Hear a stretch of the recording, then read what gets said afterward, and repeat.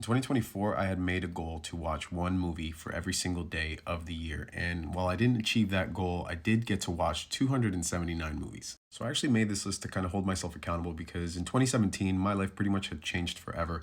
And from 2017 till about 2023, middle of 2023, things were not how they used to be. I pretty much felt very disconnected from my own self. And throughout those years, from 2017 to 2023, I didn't even get to watch a combined total of 279 movies. So to be able to do that again, I was able to kind of find myself. And because of that, I created this account and started making content about movies and just, my love for collecting physical media. And it also just kind of ignited this creativity that I had lost for such a long time. It took me out of this deep depression that I had been in. Something else, which I actually haven't spoken about, but I actually started writing the script for my first feature film. And originally I was going to do it all myself, but I actually ended up seeking out help from a friend of mine who is an incredible writer and a cinematographer. I asked him to pretty much kind of help me write the script and also if he wanted to be the DP on the feature film. And so we are now on our third draft and I'm very excited because I think this is it. And then once that is done, then we can start the process of getting this going from pre-production to production. But anyways, that's not the point of this video. The point of this video is really just to hold myself accountable again, because once again, I've started a new list for all the movies that I watched in 2025. There's also another thing I want to do, and it's to revisit every single film that I've hated in the past. There is one rule to this, and the films cannot be within the last 5 years. It has to be more than 5 years for me to really have just disconnected from that feeling that I felt initially while watching it, which caused me to hate it.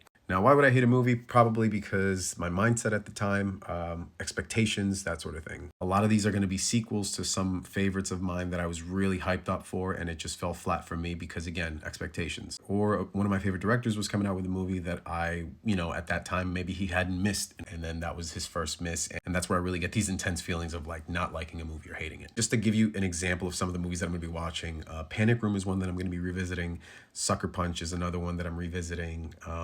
It Follows, Kick-Ass 2, Lords of Salem. I mean, you get the point. There's a lot of movies that I pretty much hated for whatever reason it was. So I'm going to try to rewatch these with a new set of eyes, different mindset, and that sort of thing to see if I actually end up enjoying them. The reason I'm testing this out is because I've had this already happen in the past. I revisited the movie The Village after 20 years. I saw it in theaters and I hated it. And I had made a post about it. And that was actually the first post of mine that actually blew up, and rewatched it, like I said, 20 years later, and I loved it. And it's happened in the past with other films. Inglourious Basterds was another one that I for some reason absolutely hated in theaters, and I don't know why. I mean, I freaking love that movie now. The original, The Strangers, Hot Fuzz. I mean, there's so many movies where this has happened. I have very strong feelings about movies, and I am also very aware that mindset changes, circumstances change, life changes. So what may have not worked for me, back when I was 17, 18, 19, may work for me now that I'm about to be 40.